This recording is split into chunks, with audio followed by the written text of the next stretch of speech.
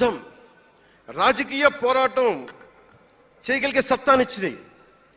ఈ రోజున 100% స్ట్రైకింగ్ రేట్తో జైకేతనాన్ని ఎగరేస్తున్నాం ఈ రోజునంటే జనసేన 7 మూల సిద్ధాంతాలే కారణం.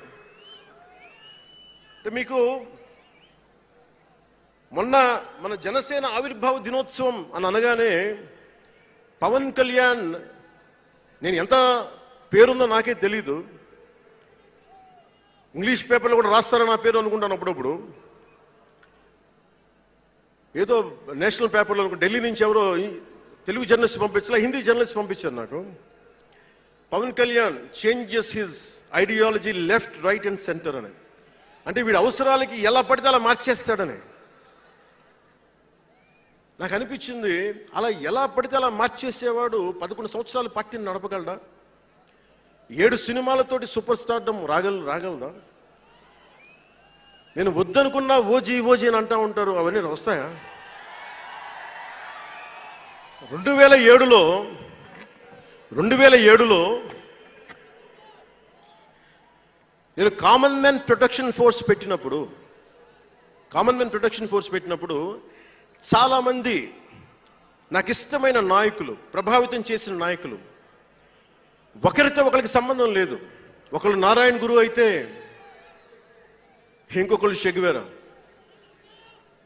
ఒకళ్ళు జయప్రకాష్ నారాయణ అయితే ఇంకొకళ్ళు లోకమాన్య బాలగంగాధర్ తిలక్, ఒకళ్ళు మదర్ తెరీసా అయితే ఇంకో వైపున భగత్ సింగ్. ఆ రోజు నన్ను అందరూ అన్నారు, నీకేంటి ఇంత పిచ్చి ఏంటి, నీకు కన్ఫ్యూజ్డ్ ఐడియాలజీ నీది అంటే నేను రోజు చెప్పలేకపోయాను అందరికీ.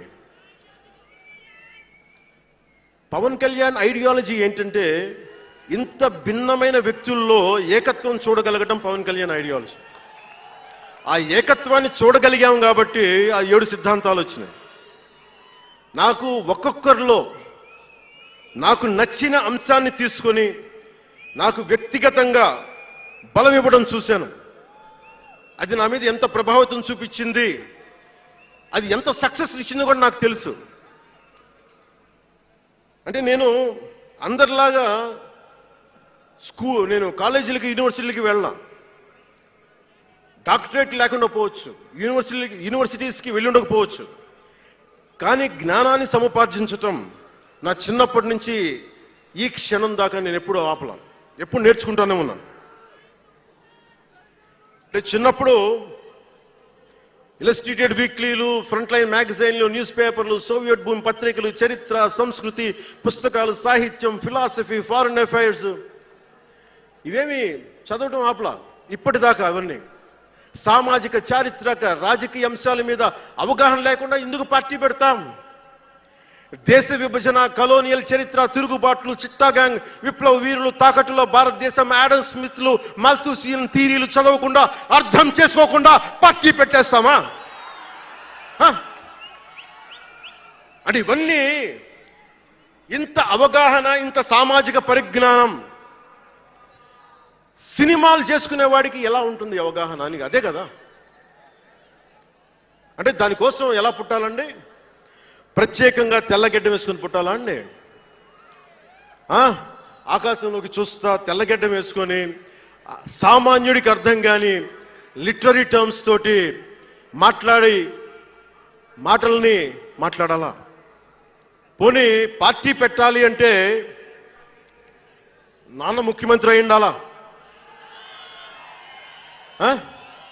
మావయ్య కేంద్ర మంత్రి అయి ఉండాలా? బాబాయిని చంపించుండాలా అని ఎక్కడ రాసిలేదు కదా. అంటే దశాబ్దం పాటు ఒంటరిగా పార్టీని మొయ్యాలి అంటే ఎన్ని తిట్లు, ఎన్ని అవమానాలు భరించాలి, ఎంత నలిగుండాలి, ఎంత జ్వలించుకుపోవాలి, ఎన్ని పోగొట్టుకోవాలి.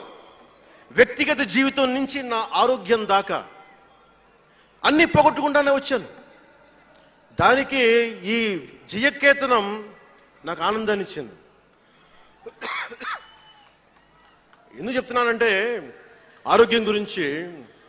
నేను మార్షల్ ఆర్ట్స్ చేసేటప్పుడు 3 గ్రనైట్ రాళ్లు గుండెల మీద పెట్టుకొని పగలగొట్టించుకునేవాడిని.